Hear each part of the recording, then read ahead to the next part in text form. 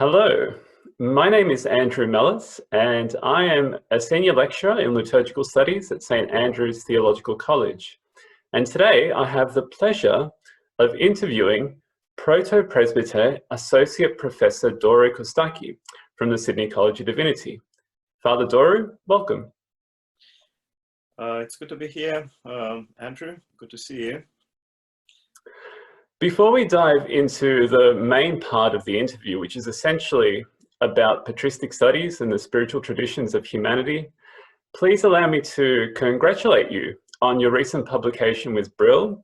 Your book, Humankind and the Cosmos, Early Christian Representations, was released in July. Can you please give us a brief taste of what you explore in this publication, but also perhaps what inspired the research, which I understand is an interdisciplinary approach to the early Christian worldview? Oh, thank you. Yeah, it's good to have it as a physical object at my disposal here. Well, this work is the outcome of many years of research, actually. There are some pieces which I acknowledge that I wrote when I was a newbie in the University of Bucharest in the 90s. That's last century. And of course, more recent materials published in articles and book chapters in a number of outlets, including St. Andrew's Astronomer. The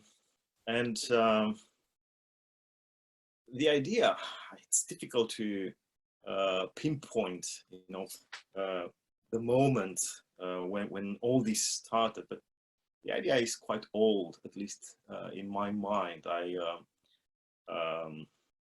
worked at the interface of theology, scriptural interpretation, philosophy, the history of ideas, the history of science for many years. And as a matter of fact, this book, as you pointed out, is interdisciplinary in its approach. And I look at the early centuries, from the 2nd to the mid 5th century, at how Christians represented the world, the cosmos, their presence within it. So that's pretty much the idea. As I joke somewhere in the introduction, I think it's the big time for us, early Christian, patristic, late ancient scholars, to take a look at the world of the early Christians, not only the early Christian world. And by this I mean the physical object, the reality of things created by God, the cradle of our birth and life and death. That's pretty much the universe that I explore in this book, and I do so from a variety of viewpoints, building on the shoulders of giants, but also coming up with my own perspective, at least in regard to some topics. For instance, one of perhaps the most challenging things that I had to write, of course, I mentioned earlier the fact that this research began long ago in a galaxy far, far away. Fine. But it's all filtered through my most recent research and thinking and interpretations, and so on and so forth. So, for instance, one of the things that I did, and the reviewers were kind enough to point out that I risk a lot in those chapters. I addressed the established view about Origen and Evagrius Ponticus, that they are metaphysicians.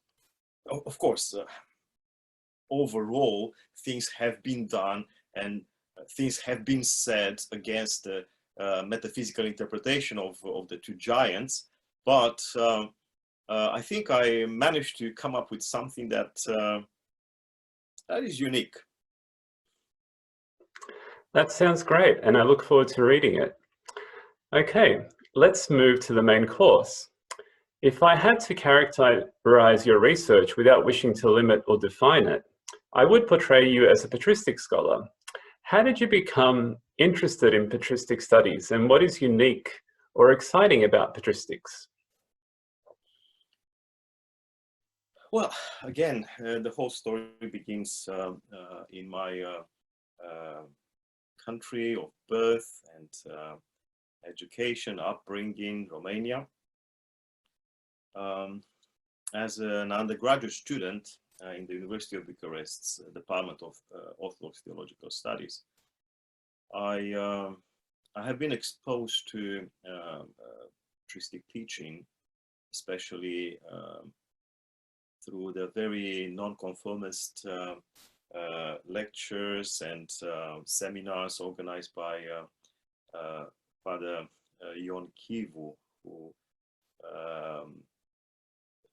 just returned like a couple of years before I started from Greece, where he earned a PhD. And it was a revelation for me. It was mind-blowing. The man was able to instill in us this sense of awe towards the encyclopedic formation of many church fathers, holy fathers. The fact that they could combine in their experience and teaching the deepest spirituality, the highest of speculations, of speculative thinking, and to put in the mix everything from scriptural interpretation to theological rigor, logical devices, rhetoric, and so on and so forth. And as a youngster, I was overwhelmed by that kind of world that was revealed to our students, to me. And this convinced me, although I worked for many years, even during my doctoral studies in the Department of Systematic Theology, this convinced me to take the patristic road. And I ended my undergraduate studies with a small thesis on patristic anthropology. And then during my doctoral studies, I worked on the cosmology of Saint Maximus the Confessor, but I looked at his cosmological thinking both directly and indirectly through the lens of a 20th century Romanian theologian, Father Dumitru Stăniloae, and also with a view to, well, the then still trendy anthropic cosmological principle. So it was an interdisciplinary project, and cosmology at the crossroads of science and theology has become the mainstay, the landmark of my career. And yeah, I earned my doctorate in 2000. During my doctoral candidature, I worked as an assistant lecturer in systematic theology, but most of the work that I did was really patristic, and of course drawing immensely on my research in St. Maximus. And I continued after that. Before leaving Romania in 2004, I managed to write quite a fair amount of articles, book chapters. I co-edited a number of volumes. I even co-authored 3 volumes. one with my mentor, Father Dumitru Popescu, and others. And when I moved to Sydney at the end of 2004, I contacted St. Andrew's College in Sydney, and in 2005 I began to work for the college under the flag of the Sydney College of Divinity. And I was fortunate enough to be given this opportunity to lecture in patristics. Most of the work that I did earlier in Bucharest was patristically based, but given the circumstances and the confines of systematic theology, I had to camouflage my patristic penchant behind other topics and approaches. But now I was in the open. I could do my work, and I did. I believe I managed to do quite some work during my tenure at St. Andrews for 13 years, and I developed the area of patristic studies.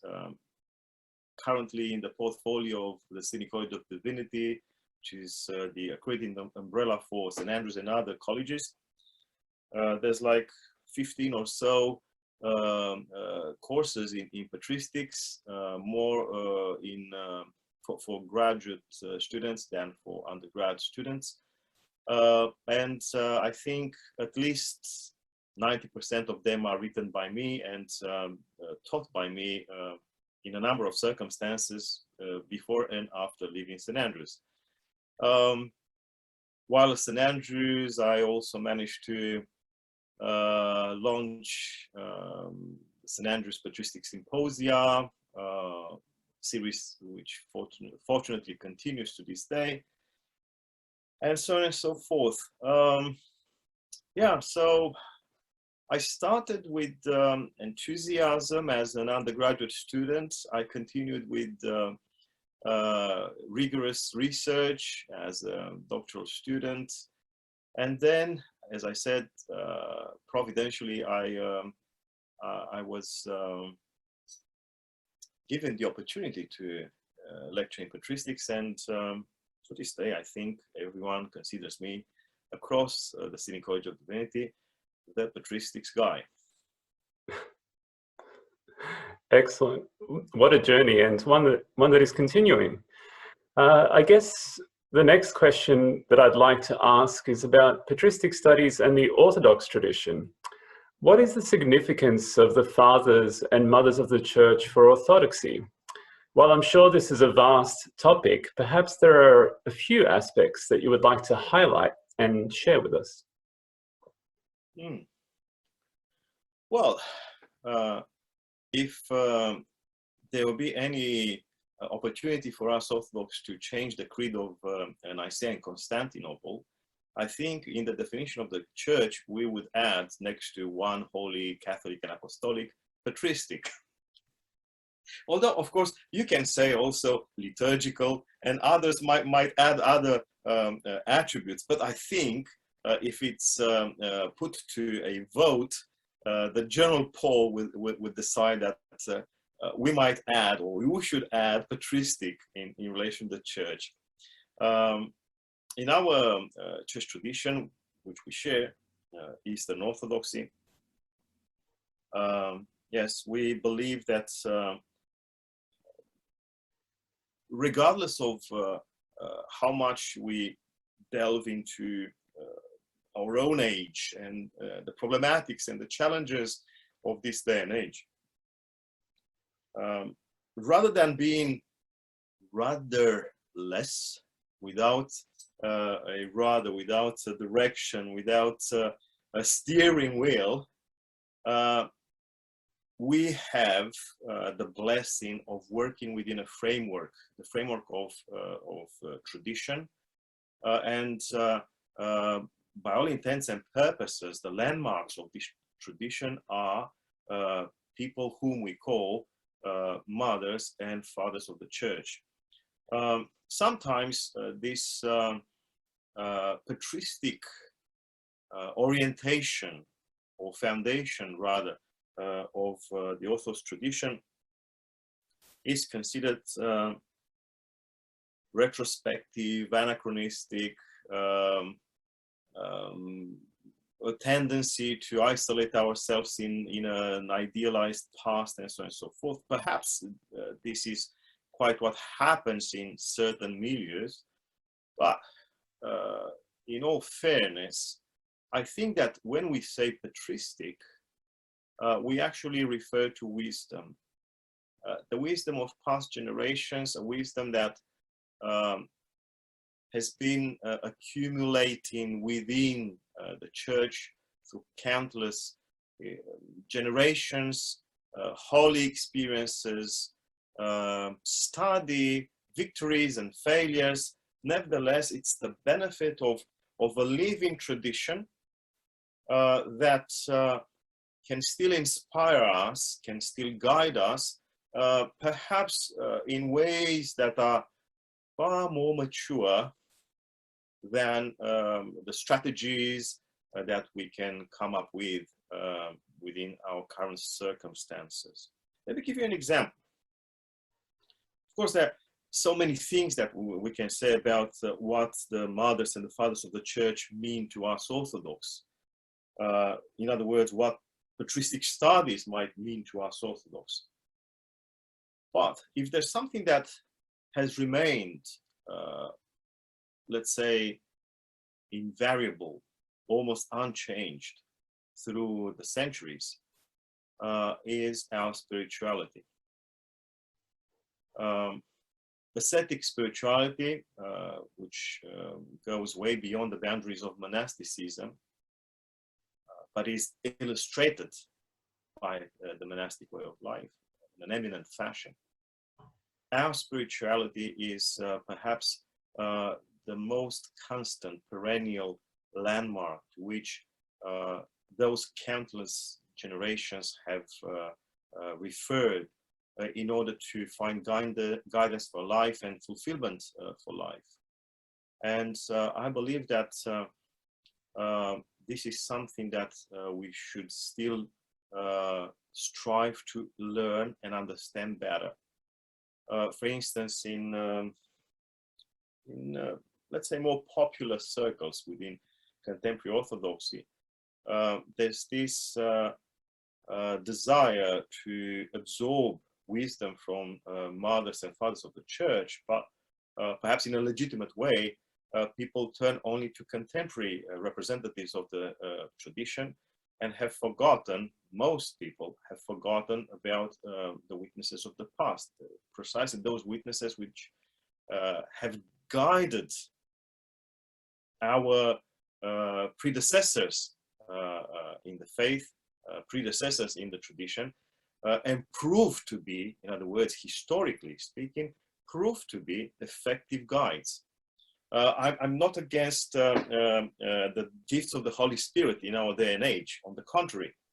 But I believe that we should combine contemporary experiences and the past, the wisdom of the past that has been tested against a number of challenges and frameworks and contexts. And with this balance, we can move on in a traditional or generally traditional fashion. Plus, my own research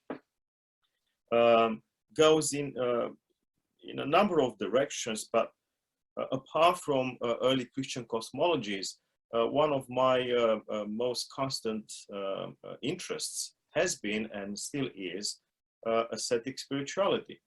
For instance, in a volume I co-authored in 2019, Dreams, Virtue, and Divine Knowledge in Early Christian Egypt with Brom Neal and Kevin Wagner, I contributed a sizable chapter on the spirituality of Saint Athanasius the Great, who learned immensely from Anthony of the Desert, Saint Anthony the Great, and other ascetics. And every time I look into these ancient witnesses of our spiritual tradition, I realize how much more we need to learn from them. By the way, my contribution in this book I just mentioned, I think it is unique. I know I keep praising myself, but I enjoy doing something in the name of the tradition, challenging the established view in the name of the tradition. And I managed to demonstrate in that chapter there that Saint Athanasius the Great is not only a great theologian and whatever else we believe him to be or have been. There's the profile of a great and profound spiritual father that emerges when we look at his works, at least from a different angle. And that's part and parcel of my method, even with my cosmology book, Humankind and the Cosmos. It's always a matter of looking at things from a different angle and always discovering new things. And that's my experience. And I believe that this experience is, to a large extent, representative for the experience of many contemporary Orthodox that learned how to return to the venerable representatives of the tradition with new, fresh eyes, which has given them, as it did me, a new perspective on things. So there's a lot that we can learn from the mothers and the fathers of the church. Indeed, thank you. But continuing with that theme of drawing on the wisdom of the past, it's often the case today, as with any research that a scholar undertakes, we're asked about its relevance for today. What are the lessons of the past that the church, fathers and mothers teach us that still resonate with us today?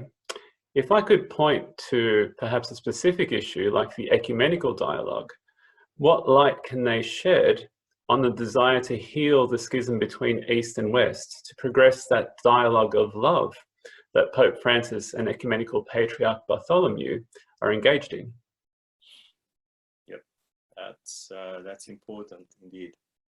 But before I move on to your the last part of your question, to the relevance of tradition, of patristic wisdom for contemporary ecumenical endeavors, I think that there's much more that we can draw from the tradition. For example, in my just released book, one of the main topics, perhaps the best represented topic in the whole volume, is the contemplation of nature. I study how the early Christians looked at nature, sometimes, I don't know, in the rush of things, some other times, less often, with a keen eye and interested in making sense of things and making sense of reality, and looking at the universe as an icon of God's presence, as an epiphany or theophany of God's presence, and so on and so forth. And I discovered a solid, robust, constant interest in natural contemplation. And for instance, I end this book with some lessons from the past for us people who live today. So I didn't want to leave my research there, you know, located in the past where all these people belong. I wanted to show how this wisdom can serve us, can still guide us. And one of the things that I said is that, look at us today, the reality of the pandemic. So we cannot ignore it, yeah? So we talk the way we do, although we both live in Sydney, instead of sitting at a table, sipping some wine and having this interview in a nice, friendly fashion. We look at one another from a distance via the means of technology. Fine. Well, thank God for technology. But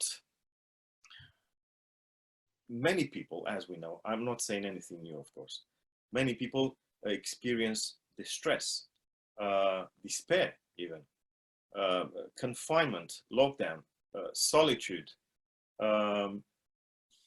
They need something to fill their lives with.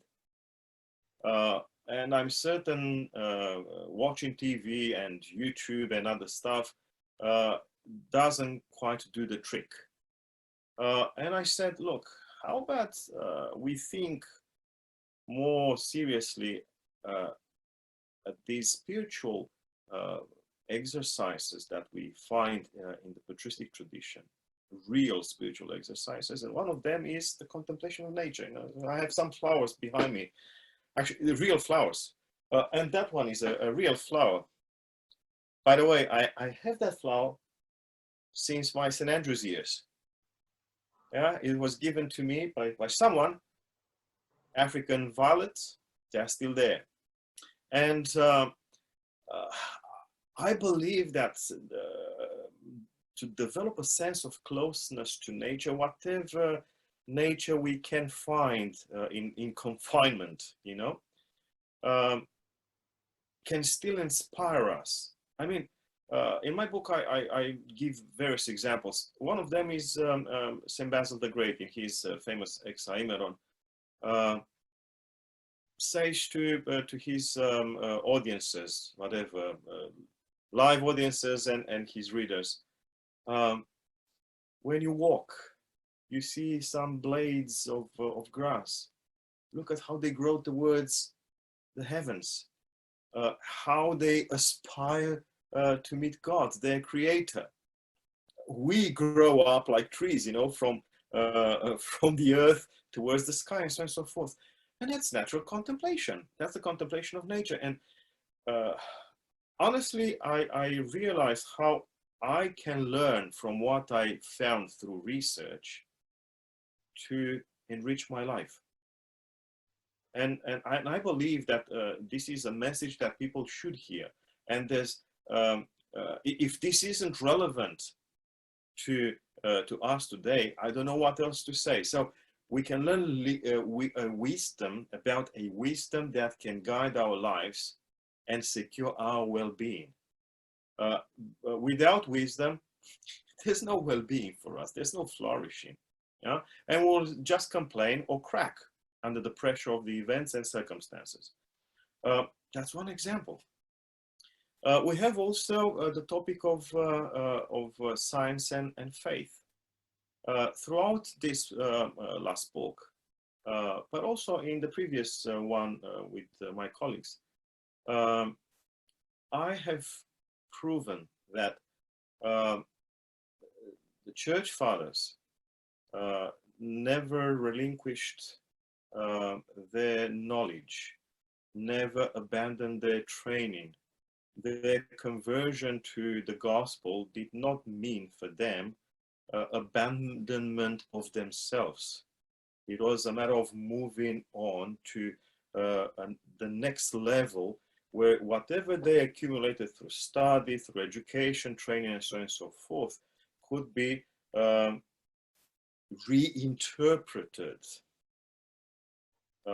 in a different setting and enriched from within by the spirit of the gospel. Well, this lesson is of utmost importance for many people today, because we know how polarized our society is, how polarized our churches are. Let's remember again that we live in the very tremendous age of the pandemic. And now we have the vaccines, all sorts of vaccines. People don't want to take them. Why? Because their faith tells them not to. Okay, so I don't discuss that. I don't debate that. But is this, for instance, for Orthodox Christians, is this the solution Is this what we learn from the wisdom of our mothers and fathers to deny human creativity, research, discovery, innovation? For both of us, we are Eastern Orthodox or Byzantine Orthodox. Yeah, the Byzantine era is paramount. It's the framework of our formation, and we can declare ourselves post-Byzantines as much as we like, but in reality, it is within us. But is it? I began to wonder in recent years how far we are from that alive, creative, wise culture. The Byzantines were so innovative in also many areas. I had a conversation the other day with a friend from Athens, from the National Hellenic Research Foundation, and he told me something. He's an astronomer by formation, but a historian of science by trade. And he told me that there's clear evidence that the Byzantines were so proficient in astronomical research. They even invented tools, whatever, to measure the stars or whatever, you know, stuff like that. So where are we in contemporary Orthodox in terms of our Byzantine roots? And I think we have forgotten our history. This is another thing for which patristics should be brought back and be cherished by at least our Orthodox sisters and brothers, because it reminds us of who we really are, not an image that we have created the other day. Now, of course, we can continue forever, and I know you have your own stories to add to my examples. Let's return to your question about ecumenism. For most Orthodox, being patristic or living in a patristic church, a church of the fathers and mothers, means certainty, absolute certainty. We are on the path. Well, things aren't quite like that. Let me give you an example which is very dear to me.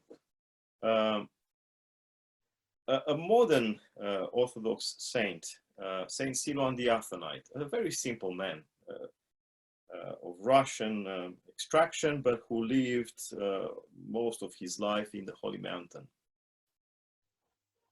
Once he had a conversation with another monk who was a very rigorous ascetic and who had very strong views.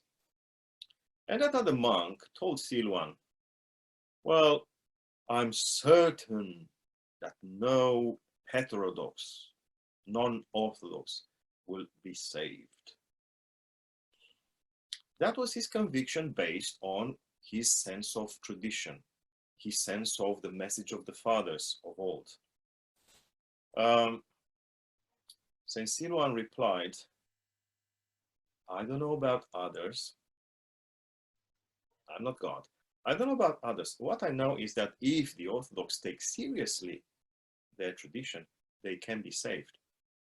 And that's actually the entire thing about this story. If they take it seriously, do we take it seriously? Because if we look seriously at our own history, at our own tradition, at the tradition of the fathers and the mothers, we see on the one hand rigor and commitment, unwavering commitment to the truth. But on the other hand, we see flexibility and love and compassion towards others, towards people. It's so easy to misunderstand all the history of anathemas in the ecumenical councils and local councils and so on and so forth. We take them, all those excommunications, as punishments, some kind of imprisonment or something like that, you know. We forget that those excommunications, or the spirit of those excommunications and anathemas, was the spirit of love. And this is something that we see time and again repeated in in the works of the fathers of the time, namely that if I exclude you now, that's in order for you to understand that there's something wrong and you have a problem to fix. So it's for your salvation. Anathemas are not punishments. They are pedagogy. The way when we look at the Old Testament plagues and punishments and catastrophes that God brought upon his people and his creation, what we should understand is a pedagogy of love. Perhaps not quite the love that we conceive of usually, but by no means it's a pedagogy of love aimed at our salvation. Now, in that light, what the two excellent fathers you mentioned earlier, Patriarch Bartholomew and Pope Francis, undertake these days is to return to the tradition, to return to a tradition of the truth, a tradition of love, a tradition where the old schisms and anathemas and excommunications are understood as they were understood at the time, not the way we understand them today. They were not punishments and the hellfire forever and ever and ever. They were pedagogical. I believe that through these two great men, what we see is a lesson that was learned, that we suffered because of our own anathemas and excommunications and so on and so forth, and schisms and all that. We learned that that's not the way, and we have to mend things, to fix things within in order to meet one another. This is how I see the embrace between the two men and others. Recently, we had that beautiful, just a few days ago, beautiful common communique of the Pope, of the Patriarch, and the Archbishop of Canterbury. So the head of the Anglican Church, or whatever. Is he the head? No, it's the Queen the head. Well, whatever. The most representative cleric of the Anglican Communion. And yes, that's it. That's, from my viewpoint, that's a patristic lesson that was pondered, reflected upon, assimilated, learned from. And these people now can understand that, okay, we suffered.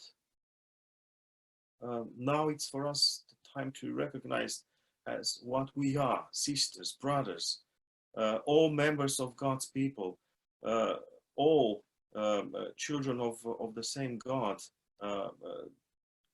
following the guidance of one teacher in the Holy Spirit.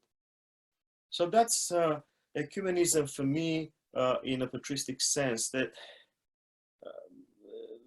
what I learned by studying especially the fathers of the early Christian centuries, but also through studying St. Maximus and other Byzantines, is that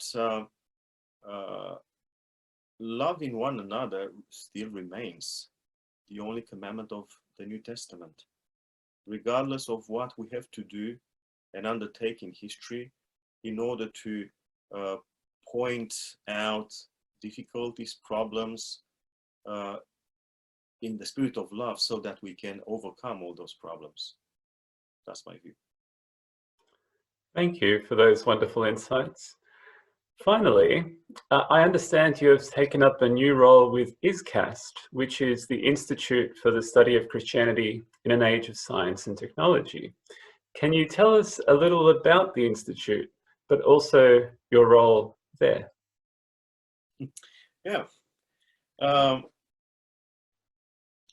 As I said, from very early on, when I began my doctoral studies, somehow, providentially, I was led to straddle two main areas: patristic studies, and let's call it science and faith, or science and religion, or theology, whatever you want to call it. Most of my research through the years can be found at this intersection. I look at the patristic tradition through the lens of science and theology. And although I worked, I had many occasions to work with interdisciplinary teams, you know, projects funded and otherwise in science and faith, I have never had a chance to work in science and faith from within. And ISCAST is one of the very few places in the Southern Hemisphere where one can fulfill such a dream. In Australia, I think, well, there are people interested in science and faith somehow, or one way or the other. There's a center in Brisbane at the University of Queensland, by the way, led by an ISCAST fellow, Professor Peter Harrison. But there isn't much else that a science and faith person can do in an organized fashion in Australia. So I was fortunate to come across the name of ISCAST 2-3 years or so ago. I applied for membership. Last year, they invited me to apply to become a fellow. I did, and this year, yeah, they publicized 2 jobs, Director of Research and Director of Publications. And I applied for the first one, Director of Research, so that's my part-time job now with ISCAST. And in that capacity, I have been overwhelmed by the extent of the operation. ISCAST is an association, a not-for-profit organization, which gathers together scientists of all kinds, technologists, engineers, but also philosophers, teachers, priests, lay preachers, theologians, and so on and so forth. All of whom are interested in bridging the gap between the various fields. Every year, ISCAST organizes a number of things. For instance, to this day, so it's September, they organize 2 series of conversations. The second one in cooperation with New Zealand scientists, Christians in Science, a corresponding organization. There's another one in the making for the end of the year. So there's a lot of work there. There's a lot of organizational stuff that I'm supposed to do. I have written in the last 3 months since I started to work for ISCAST, a lot of policies and green papers and white papers and stuff like that, which is a new experience for me. But there's also fun stuff. I prepared a couple of grant applications. One was already approved, successful. One is still, well, we wait for the outcome. We relaunched the Journal of ISCAST, which is an interdisciplinary journal. It has been published for like 30 years or so. It closed down in 2016, and now we are renewing the journal. We are relaunching the journal with all the bells and whistles and all that, hopefully next year. By the way, this is an invitation if anyone of our viewers is interested in writing some interdisciplinary piece, you know where to knock. Yeah, it's very exciting. But the ministry of ISCAST is very exciting. You know, in this polarized society of ours, at least we can do something to bridge the gap between people whose mindset is anchored in sciences, in technological advancement, and so on and so forth, and people of faith. At least this, if we can heal these wounds within our society, it's still a bonus, and I'm all for it. And I put all my training and experience and ingenuity for the greater good of this ministry. That sounds excellent. Thank you. Father Doru, can I close the interview by wholeheartedly thanking you once again? And I can honestly say it's been a pleasure, and I think our viewers will also derive great pleasure in listening to the insights you've shared with us. Thank you. Thank you, Andrew.